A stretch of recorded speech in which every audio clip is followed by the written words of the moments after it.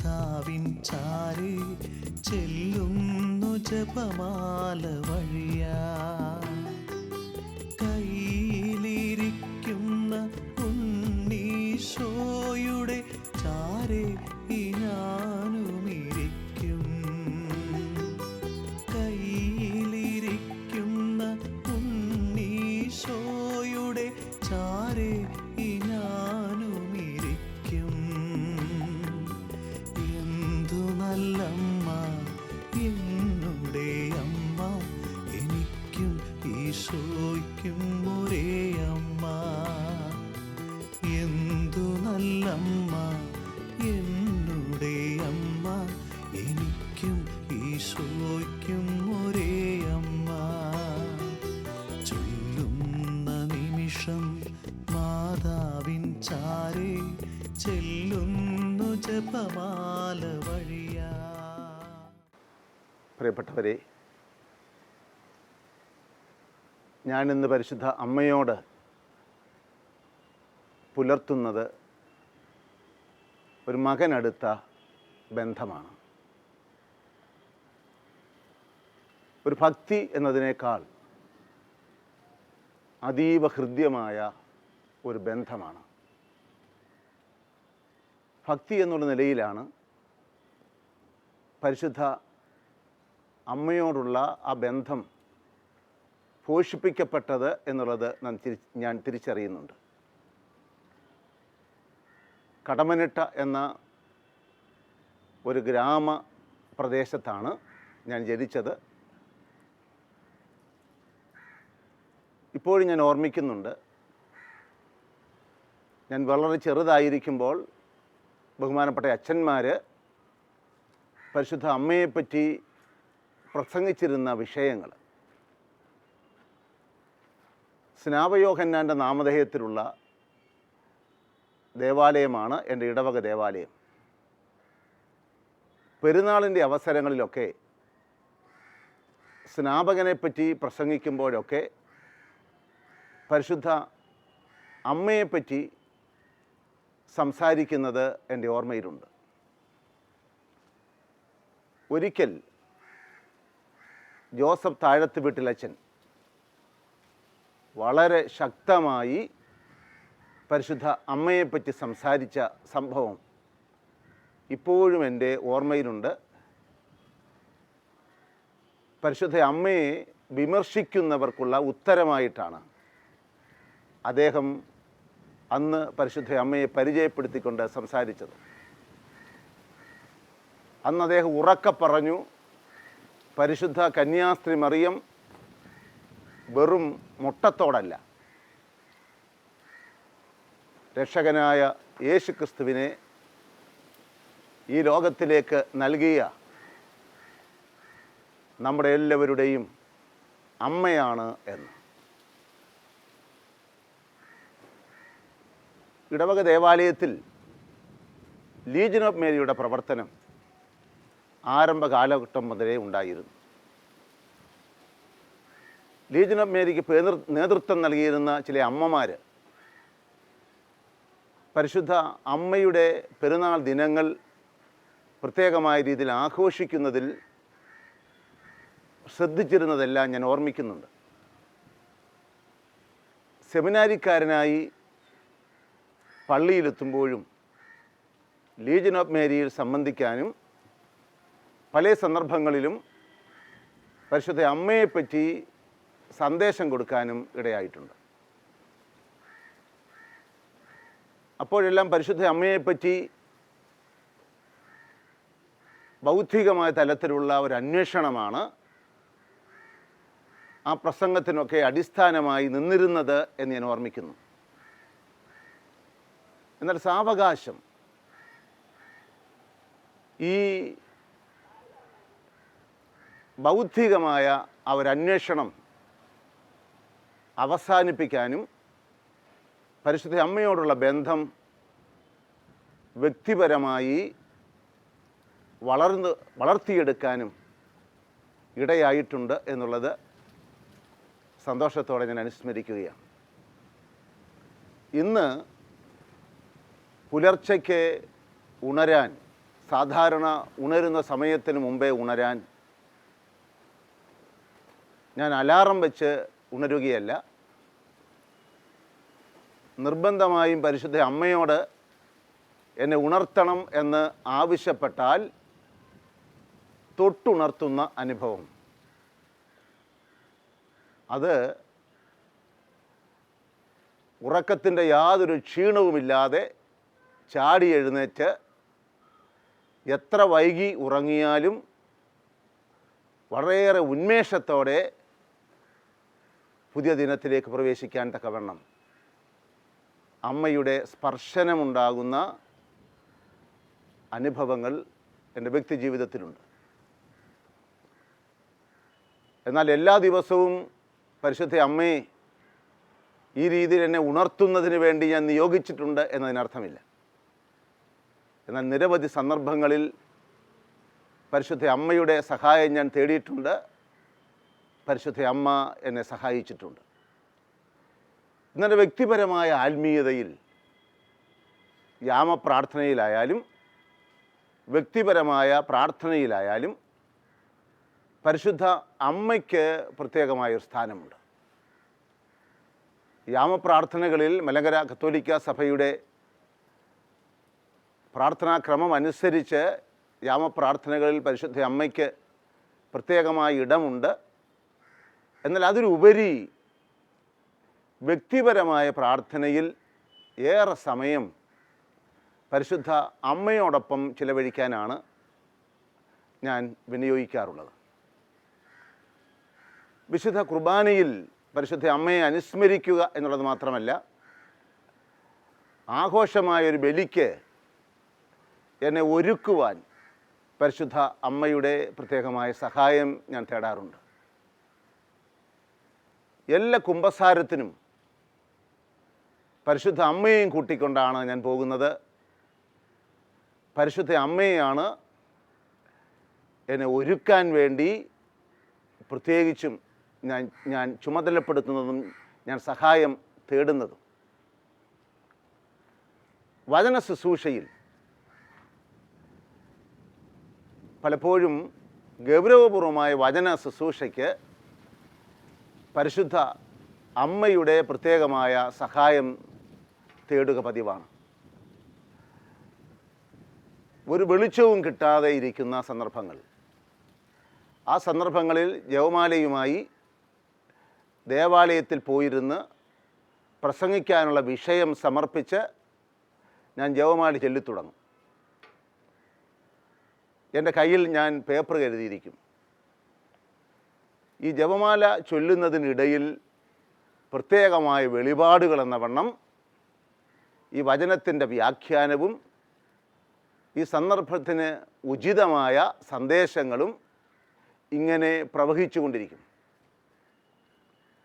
അത് വചനവേദിയിൽ പങ്കുവയ്ക്കുമ്പോൾ കേൾവിക്കാരിൽ അതനുസരിച്ചുള്ള സദ്ഫലമുണ്ടാക്കുന്നത്, പ്രതികരണങ്ങൾ ഉണ്ടാക്കുന്നത് ഞാൻ അനുഭവിച്ചറിയുന്നതാണ്.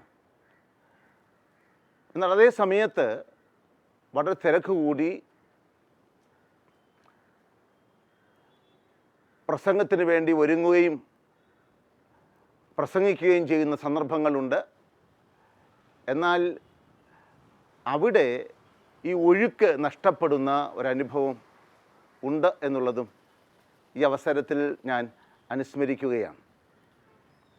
അതുപോലെ തന്നെ മധ്യസ്ഥ പ്രാർത്ഥനയ്ക്ക്, അനേകർക്ക് വേണ്ടി മധ്യസ്ഥ പ്രാർത്ഥനയ്ക്ക് പരിശുദ്ധ അമ്മയോട് ചേർന്നിരുന്ന് മധ്യസ്ഥ പ്രാർത്ഥന നടത്തുന്നതിലാണ് ഞാൻ എപ്പോഴും ശ്രദ്ധിക്കുന്നത്. കാരണം ഞാൻ ആർക്ക് വേണ്ടി പ്രാർത്ഥിക്കുന്നു, ആ വ്യക്തിയുടെ പ്രാർത്ഥനാ വിഷയങ്ങളുടെ ഗൗരവം പൂർണ്ണമായും ഗ്രഹിക്കാൻ പരിശുദ്ധ അമ്മയുടെ സഹായം ആവശ്യമാണ് എന്നെനിക്ക് ബോധ്യമുണ്ട്. അത് വളരെയേറെ ഫലദായകമായി ഞാൻ കണ്ടിട്ടുണ്ട്. അതുപോലെ തന്നെ രോഗസൗഖ്യത്തിന് വേണ്ടിയും പൈശാചികമായ ബന്ധനങ്ങളിൽ നിന്നുള്ള വിടുതലിന് വേണ്ടിയും പ്രാർത്ഥിക്കുമ്പോൾ നരകസർപ്പത്തിൻ്റെ തലയെ തകർത്ത പരിശുദ്ധ കന്യാസ്ത്രീ മറിയത്തിൻ്റെ, പരിശുദ്ധ അമ്മയുടെ സഹായം തേടിക്കൊണ്ടാണ് ഞാൻ പ്രാർത്ഥിക്കുന്നത്. നിരവധി സന്ദർഭങ്ങളിൽ അപ്പോൾ തന്നെ തിന്മയുടെ ശക്തികൾ വിട്ടുപോയിട്ടുള്ള അനുഭവങ്ങളുണ്ട്. ആ അനുഭവങ്ങൾ കൂടുതൽ പരിശുദ്ധ അമ്മയിൽ ആശ്രയിക്കുന്നതിന് എനിക്ക് പ്രചോദനമായി ഭവിക്കുന്നുമുണ്ട്. എൻ്റെ നല്ലയമ്മ.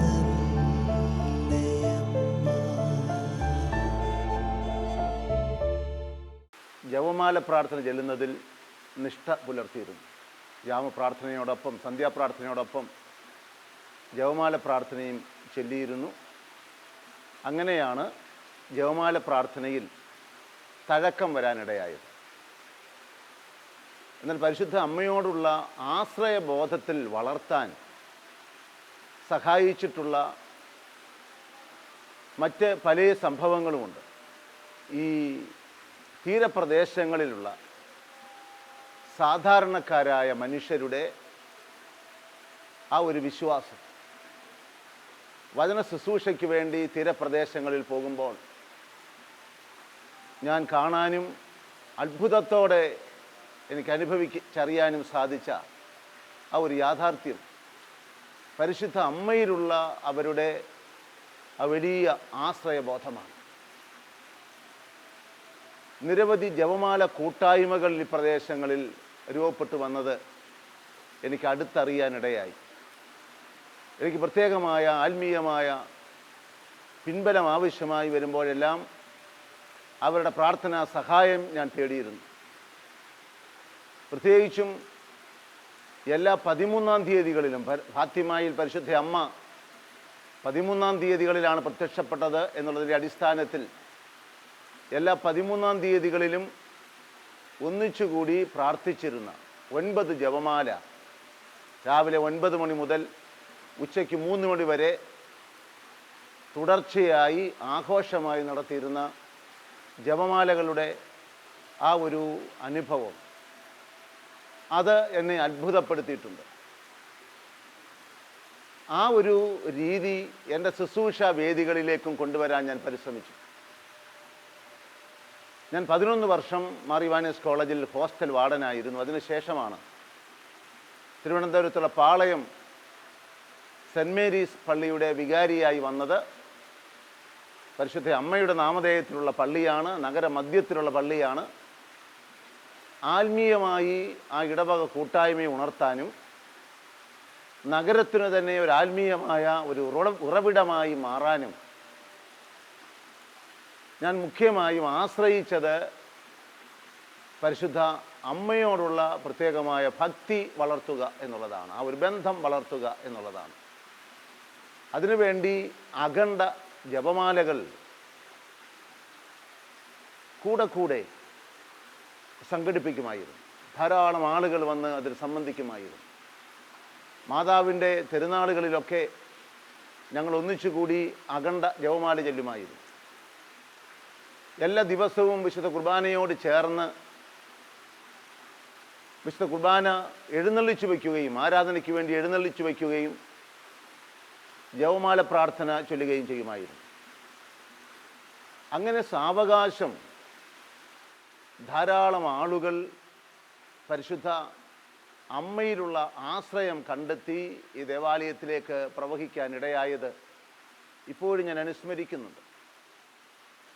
അത് മറ്റനേകർക്ക് ഉപകാരമായി എന്നുള്ളത് മാത്രമല്ല, എൻ്റെ ആത്മീയമായ അവരനുഭവം ആഴപ്പെടുത്താൻ അത് വളരെയേറെ സഹായകമായി എന്നുള്ളതും ഞാൻ അനുസ്മരിക്കുകയാണ്.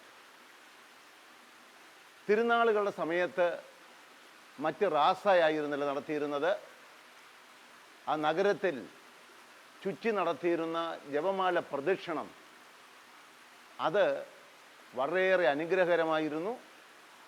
ധാരാളം ആളുകൾ വിശ്വാസത്തോടെ ഈ ദിനത്തിന് വേണ്ടി കാത്തിരുന്നതെല്ലാം ഞാൻ അനുസ്മരിക്കുകയാണ്. അവിടെ നിന്നും ഞാൻ പ്രിൻസിപ്പലായി കൊല്ലം ജില്ലയിലുള്ള അഞ്ചൽ സെൻറ്റ് ജോൺസ് കോളേജിലെത്തുമ്പോൾ, ആ കോളേജിൽ ഞാൻ പഠിപ്പിച്ചിട്ടില്ല, ഒറ്റപ്പെട്ട ചില സന്ദർഭങ്ങളിൽ ആ കോളേജിൽ പോയിട്ടുണ്ട് എന്നുള്ളത് ഒഴിച്ചാൽ എനിക്ക് ഏറെ പരിചിതമായ ഒരു സ്ഥാപനമല്ല. അതിനോട് ചേർന്നുള്ള സെൻറ്റ് മേരീസ് ഇടവകയുടെ ചുമതല കൂടി ഞാൻ ഏറ്റെടുത്തു. പരിശുദ്ധ അമ്മയെ കേന്ദ്രീകരിച്ചുള്ള ആ ഒരു ആത്മീയതയുടെ പിൻബലത്തിൽ ആ കോളേജിൻ്റെ പ്രവർത്തനങ്ങൾ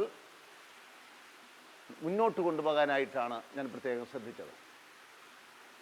എല്ലാ ദിവസവും പുലർച്ചയ്ക്ക് 5:30 വിശുദ്ധ കുർബാന എഴുന്നള്ളിച്ചു വയ്ക്കും.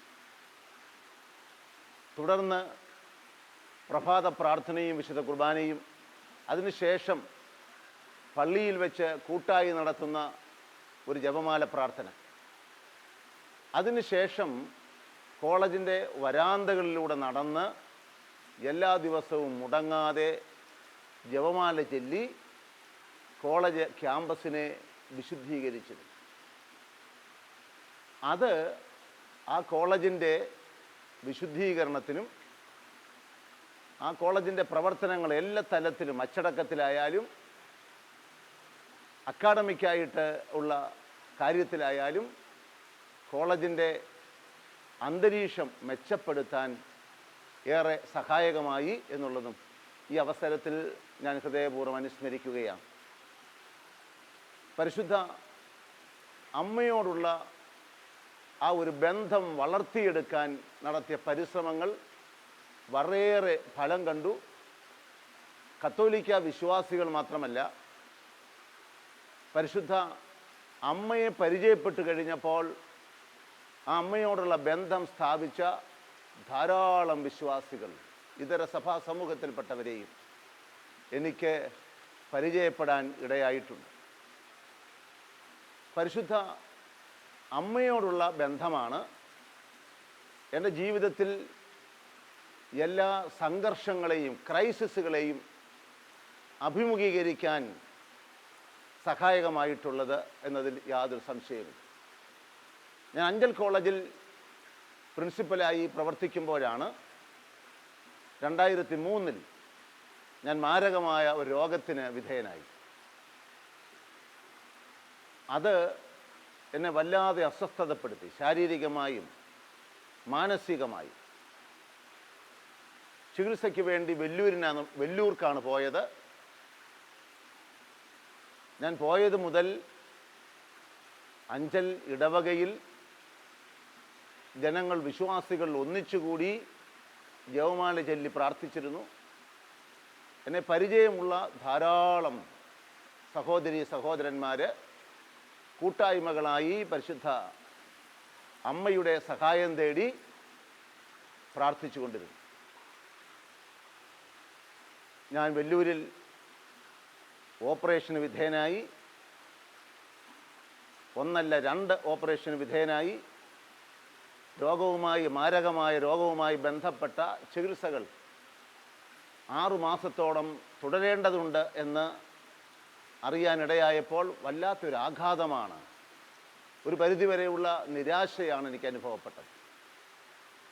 ആ സന്ദർഭത്തിൽ എനിക്ക് പ്രാർത്ഥിക്കാൻ പോലും സാധിക്കുമായിരുന്നില്ല. ഏതാനും ആഴ്ചകളിൽ രോഗത്തിൻ്റെ അസ്വസ്ഥതകളും ഓപ്പറേഷൻ്റെ വേദനകളുമെല്ലാമായി ജപമാല കയ്യിലെടുക്കാൻ പോലും എനിക്ക് സാധിച്ചിരുന്നില്ല. വല്ലാത്ത ഒരു മന്ദത എന്നെ ബാധിച്ചിരുന്നു. എന്നാൽ സാവകാശം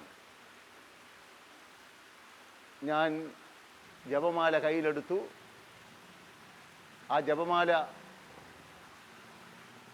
പൂർണ്ണമായ ആ ഒരു ശക്തിയോടെയല്ല എങ്കിലും യാന്ത്രികമായി എന്ന് തോന്നത്തക്കവണ്ണമാണെങ്കിലും ഞാൻ ഉരുവിട്ട് തുടങ്ങി.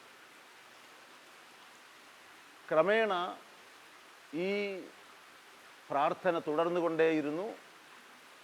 എൻ്റെ ആശുപത്രി കിടക്ക ജപമാല പ്രാർത്ഥനയുടെ ഒരിടമായി മാറി.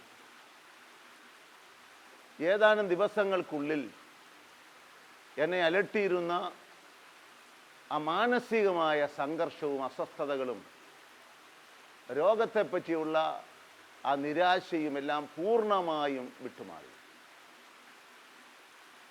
ഈ രോഗം ദൈവമഹത്വത്തിന് വേണ്ടിയാണ് എന്നുള്ള ഒരു ബോധ്യം എന്നിലേക്ക് കടന്നു വന്നു. പരിശുദ്ധ അമ്മ എൻ്റെ ഉപരി വിശുദ്ധീകരണത്തിന് വേണ്ടി എനിക്ക് വേണ്ടി ചോദിച്ചു വാങ്ങി നൽകിയ സമ്മാനമാണ് എന്നുള്ള ഒരു തിരിച്ചറിവിലേക്ക് ഞാൻ കടന്നു വന്നു. തുടർന്ന് പരിശുദ്ധ അമ്മയോടുള്ള ബന്ധം കുറേ കൂടി ആഴപ്പെടാനിടയായി. ഈ ചികിത്സാവിധികളെല്ലാം വളരെയേറെ ഹൃദ്യമായ ഒരു അനുഭവത്തിൽ പൂർത്തിയാക്കാൻ എനിക്ക് സാധിച്ചു. ഇന്ന് ഞാൻ പിന്തിരിഞ്ഞു നോക്കുമ്പോൾ ആ രോഗത്തിൻ്റെ കാലഘട്ടം എന്നെ സംബന്ധിച്ചിടത്തോളം പരിശുദ്ധ അമ്മയോടൊപ്പം ചിലവഴിച്ച ദിനങ്ങളായിട്ടാണ് ഞാൻ അനുഭവിക്കുന്നത്. അനേകരുടെ സ്നേഹവും പ്രാർത്ഥനയും ജപമാല മണികളിലൂടെ എന്നിലേക്ക് ഒഴുകിയെത്തിയ ആ ഒരനുഭവം ഇപ്പോഴും എൻ്റെ ജീവിതത്തിൽ ഊർജം പകരുന്ന വലിയ ഒരു ശക്തിയാണ്. എന്നെ സംബന്ധിച്ച് ഇന്ന് പരിശുദ്ധ അമ്മ ആരെങ്കിലും പറഞ്ഞ് പഠിപ്പിക്കേണ്ട ഒരാളല്ല, പരിചയപ്പെടുത്തേണ്ട ഒരാളല്ല, എവിടെ നിന്നോ വിളിച്ചു വരുത്തേണ്ട ഒരാളല്ല. മറിച്ച് എന്നോടൊപ്പം യാത്ര ചെയ്യുകയും ആ അമ്മയുടെ മടിത്തട്ടിൽ നിരന്തരം സംരക്ഷിക്കപ്പെടുകയും ചെയ്യുന്ന ആ അമ്മയുടെ പ്രിയപ്പെട്ട മകനാണ് എന്നുള്ള ആ ഒരു ബോധ്യം ഒരു അഭിഷേകം പോലെ എന്നെ പിന്തുടരുന്നു എന്നുള്ളതാണ് ഇന്ന് എൻ്റെ ജീവിതത്തിൻ്റെ ഏറ്റവും വലിയ ശക്തി. എൻ്റെ നല്ലയമ്മ.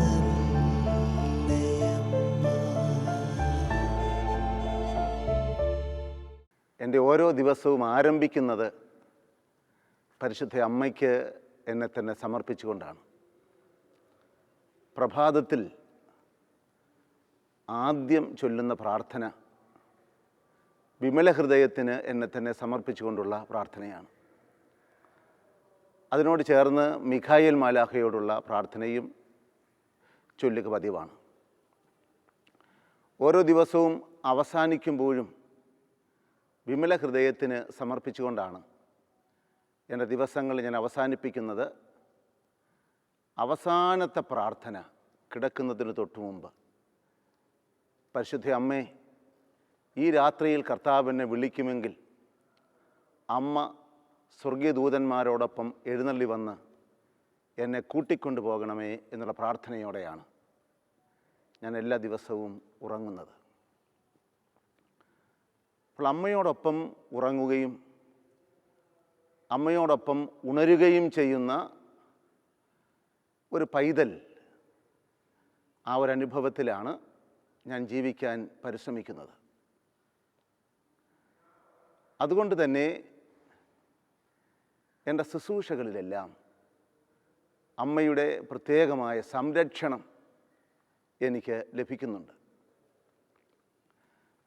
മരണാസന്നരാകുന്ന രോഗികൾ,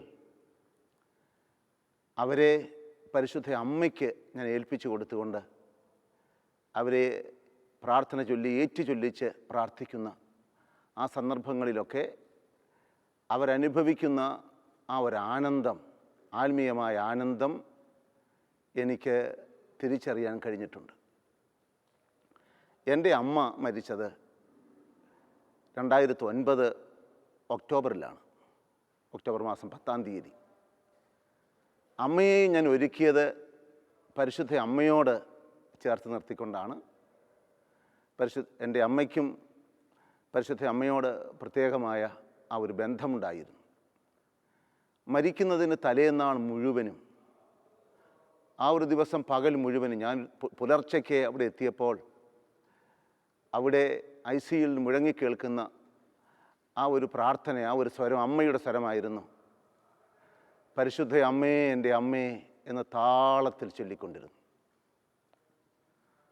മണിക്കൂറുകളോളം ആ പ്രാർത്ഥന ഒരു സമർപ്പണമായി ആവർത്തിച്ചു കൊണ്ടേയിരുന്നു. അമ്മയുടെ രോഗവും അമ്മയുടെ മരണവുമായി ബന്ധപ്പെട്ട് എനിക്ക് വളരെയേറെ ദുഃഖമുണ്ടായിരുന്നു. എന്നാൽ പരിശുദ്ധ അമ്മയോടുള്ള ഈ പ്രാർത്ഥനയും സമർപ്പണവും കേട്ട് ആന്തരികമായി ഞാൻ വളരെയേറെ ആഹ്ലാദിച്ചു. ഞാൻ മടങ്ങി വന്ന് എൻ്റെ സഹോദരങ്ങളോട് പറഞ്ഞു, പരിശുദ്ധ അമ്മയെ വിളിച്ചുകൊണ്ട് അമ്മ നിരന്തരം ഇങ്ങനെ ഉച്ചത്തിൽ പ്രാർത്ഥിച്ചുകൊണ്ടിരിക്കുന്നു എന്ന്. എത്രയോ മരണാസന്നരെ ഇതുപോലെ പരിശുദ്ധ അമ്മയുടെ സംരക്ഷണത്തിന് ഏൽപ്പിച്ചു കൊടുത്തിട്ടുണ്ട് എന്നുള്ളത് ഈ അവസരത്തിൽ ഞാൻ അനുസ്മരിക്കുകയാണ്. തിന്മയുടെ എല്ലാ ശക്തികളും പരിശുദ്ധ അമ്മയുടെ സാന്നിധ്യത്തിൽ വിട്ടുപോകുന്നു.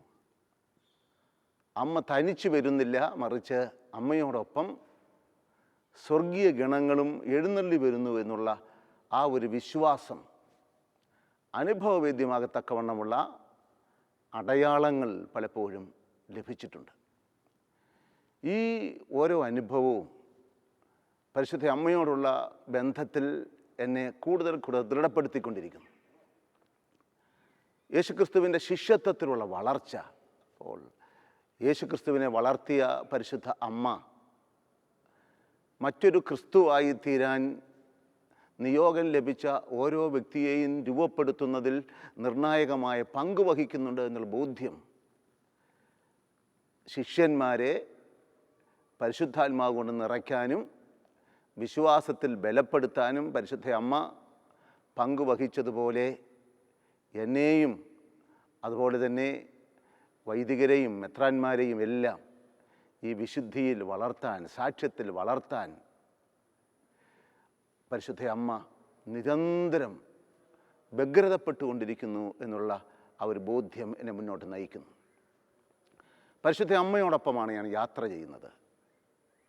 വാഹനങ്ങൾ ചിലപ്പോൾ വളരെയേറെ വേഗത്തിൽ ഓടിച്ചു പോകേണ്ടി വരുന്ന സന്ദർഭങ്ങളുണ്ട്. വാഹനത്തിൽ ഞാൻ കയറി ഇരുന്നാൽ അപ്പോൾ മുതൽ ആരംഭിക്കുന്ന പ്രാർത്ഥന പരിശുദ്ധ അമ്മയോടുള്ള പ്രാർത്ഥനയിലാണ് ആരംഭിക്കുന്നത്. നിരന്തരമായ ജപമാല പ്രാർത്ഥന കൊണ്ട് സ്വർഗത്തെ കൂട്ടിക്കൊണ്ടുള്ള യാത്രയായി ആ യാത്രകൾ എനിക്ക് അനുഭവവേദ്യമാകുന്നുണ്ട്. ഒരുപക്ഷെ ഞാൻ കൂടുതൽ ജപമാല പ്രാർത്ഥനകൾ ചൊല്ലിയിട്ടുള്ളത് എൻ്റെ യാത്രകളിലാവും. എല്ലാ യാത്രകളിലും നിരന്തരമായി ചൊല്ലിക്കൊണ്ടിരിക്കുന്ന ആ ജപമാല പ്രാർത്ഥന സഞ്ചരിക്കുന്ന പാതകളെ വിശുദ്ധീകരിക്കാനും എവിടെ എത്തിച്ചേരുന്നോ ആ എത്തിച്ചേരുന്ന ഇടങ്ങളിൽ നിറവേറ്റാനുള്ള കർമ്മവേദികളെ കൂടുതൽ വിശുദ്ധീകരിക്കാനും ഫലദായകമാക്കാനും സഹായിക്കുന്നു. ഞാൻ സന്ദർശിക്കുന്ന ഭവനങ്ങൾ, പ്രത്യേകിച്ച് ഇടവക സന്ദർശനത്തിൽ രോഗികളുടെയും അതുപോലെ സന്ദർശിക്കേണ്ട നിരവധി ഭവനങ്ങളുണ്ട്. ആ ഭവനങ്ങളിലും സന്ദർശിക്കുമ്പോഴെല്ലാം അവർക്ക് ഞാൻ സമ്മാനമായി നൽകുന്നത് ജപമാലയാണ്. 100 കണക്കിന് ജപമാല ഓരോ ഇടവക സന്ദർശനത്തിനും സമ്മാനമായും അതുപോലെ തന്നെ പ്രത്യേകമായി ആശീർവദിച്ച് പ്രത്യേകമായ നിയോഗങ്ങൾക്കായും ജപമാലകൾ നൽകാറുണ്ട്.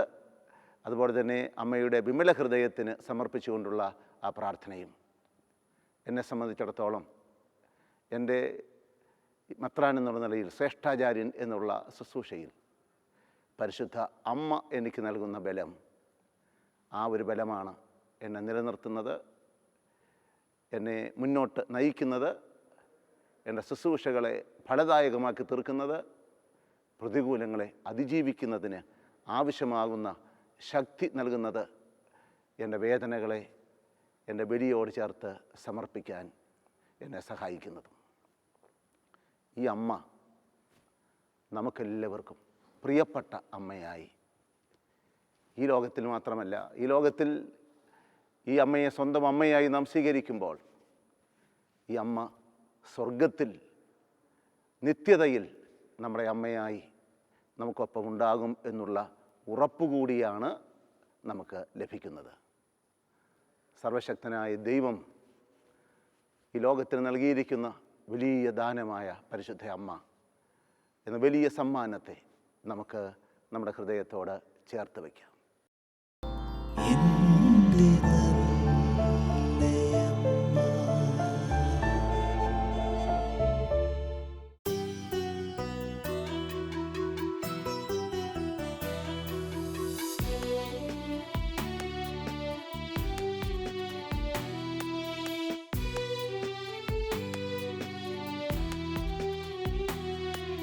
ചൊല്ലുന്ന നിമിഷം മാതാവിൻ ചാരി ചെല്ലുന്നു ജപമാല വഴിയാ.